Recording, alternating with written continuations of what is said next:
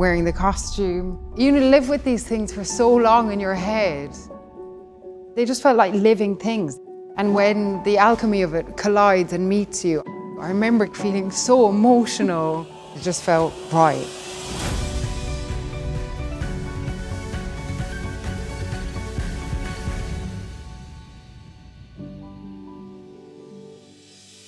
Hi, Focus Fashion fans, and welcome back to Dressed, the series that celebrates the costumes of Focus Features films. Today, I'm here in London to discuss the incredible costumes of Hamnet. From Academy Award-winning writer-director Chloé Zhao, Hamnet tells a powerful story that inspired the creation of Shakespeare's timeless masterpiece, Hamlet.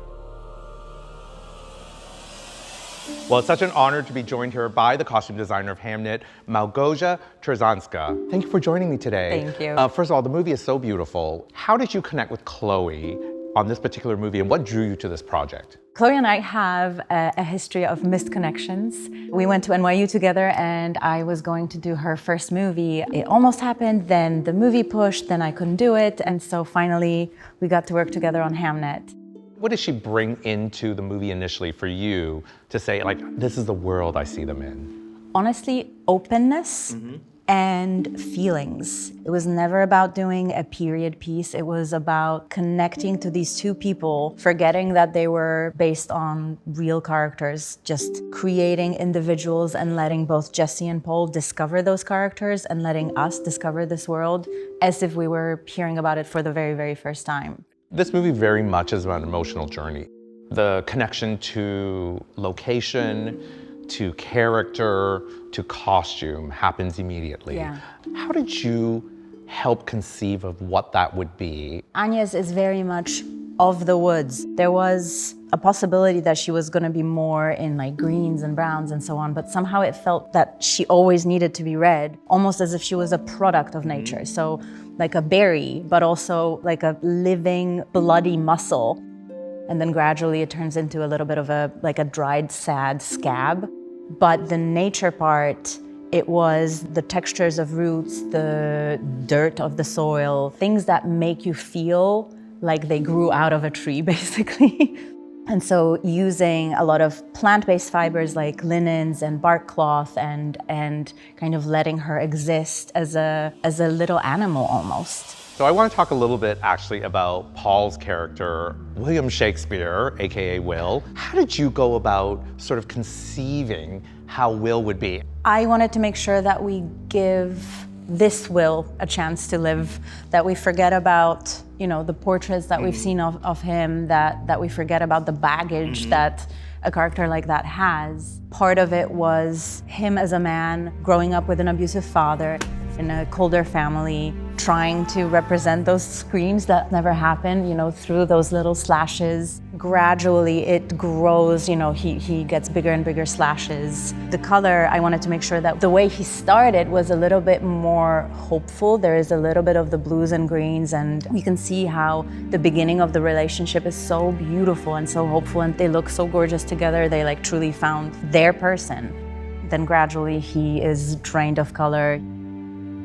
At the very, very end, as the ghost, he is just completely covered in this white clay and cracked. Where we see them at the beginning, and she's in the reds and he's in the sort of greenish blues, they're two pieces of a whole. Whereas here, they don't match anymore. Even though their shapes are so similar, there's no connection. We are talking about a movie that's set in 16th century Elizabethan era. How accurate would you say that you wanted to be when it came to conceiving these costumes? So I did extensive research and I wanted to make sure that I know the rules of the period. I needed to know the vocabulary and like what the actual textures and structures of the clothing were. But ultimately, my goal always, not only in this movie, is to be not in the way of the story. These are shapes that are a little bit unusual to our eye right now. So it is a little bit stripped. We just wanted to make sure that it is organic and true to this world, to our story.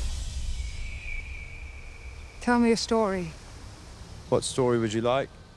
Something that moves you. Thank you, Paul and Jessie, for joining us. The minute the movie starts, you're in it and you're like drawn into it, and it's chills from seeing you, Jessie, just lying there in nature curled up in this puddle of red. When you started conversing with Malgosia, how did you break down the character in terms of what you thought Agnes should be wearing? I didn't know, to be honest, and it was more textural stuff and colors. Straight away, there was a red. Yes. And then we were just sending other images of kind of textures and wood and weaving things, and like that was really how we began to sew in the soul of Agnes into the costumes. How many reds did you all both have to go through? I don't remember, honestly, because it was just like, you know, going from one to the other and like darkening things, and like even, you know, this orange is like the sleeves. It was a very bright orange, but we just like rubbed dirt into it until it feels lived in. Malgosia, well, you want to tell us a little bit about the bark cloth here. So actually this is made out of bark cloth, which is literally a tree.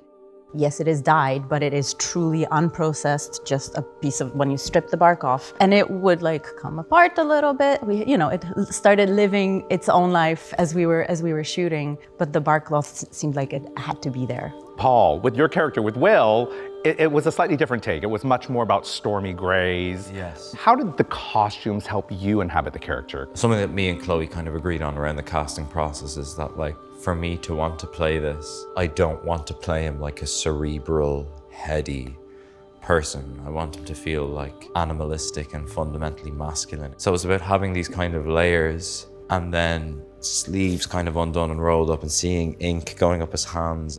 Chloe thought about water with Will a huge amount, and it felt like a good contrast. I think a lot of people won't know this detail, is that during the 16th century Elizabethan era, men would wear daggers around their waist, but you opted to not wear that, and you wanted this, which is called a penner, which is sort of a case that carried a quill and ink. Yeah. I think he would feel naked if he left the house without a quill and his inkwell. I thought you were a man of words, Master Tutor. Yes. Are you not? Speaking with people is sometimes difficult for me. As we move towards the end of the movie, I wanted to talk about this. How did you feel putting this on, Jessie? Agnes is so full of life at the beginning and fearless with her life. There is something about that color, almost like when blood has dried up, and even the stitches, the threads are worn thin. It really feels like a lack of effort for me, in a way where it feels like I just am getting through life. I'm just getting through my day. This is not a proper way to dress. The skirt is missing, you know, this is just a smock with the bodies, and it's dead, you know. Yes, it does feel like wood, but it feels like if you touched it, it withers and falls into dust. So it just felt like very devoid of life and love. Paul, I want to talk to you too, because in terms of Will's progression, the slashes on his costumes get increasingly larger and more prominent. I feel like it's a manifestation. The outside is his inside. What it is costing him to write this play, it's tearing him apart.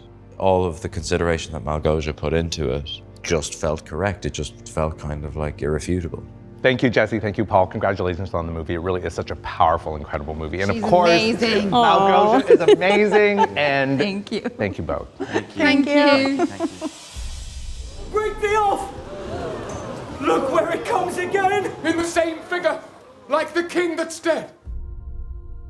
There is also a play within the movie. So you actually had to create costumes for the play at the Globe Theatre. Yes, So yeah. William Shakespeare writes very famously Hamlet. How did you go about creating the show within the movie? The way it was done in the era is the people on the stage would have worn the same as the people in the audience. It helped the people in the audience see themselves on stage, so it was a moment of connection. So I was trying to find something that was using the shapes of the period but had a little bit of a modern touch to them. So what we ended up doing is we built everything out of raw linen and then just painted a flat coat of latex paint, super not period appropriate. It brought this theatricality and the meta aspect to it that hopefully lets both us and the audience in Hamnet cross-connect to the people on stage. Almost every single thing created for the play was hand-painted. Yes, And by me actually. By you? Yes. Wait, you hand-painted this yourself? Yes, yeah. Oh my goodness. Yeah, it was a lot of fun. It was a lot of fun. That's the... But what's really interesting is that if you can feel the heft of this is a heavy jacket, then you put a layer of paint over it and then you aged it. So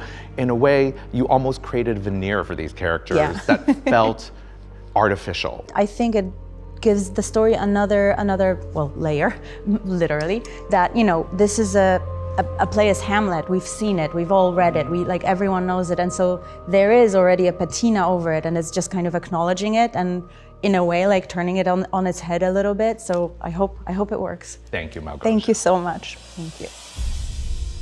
They may be gone. My boy. Our children's hearts beat. They smile, play.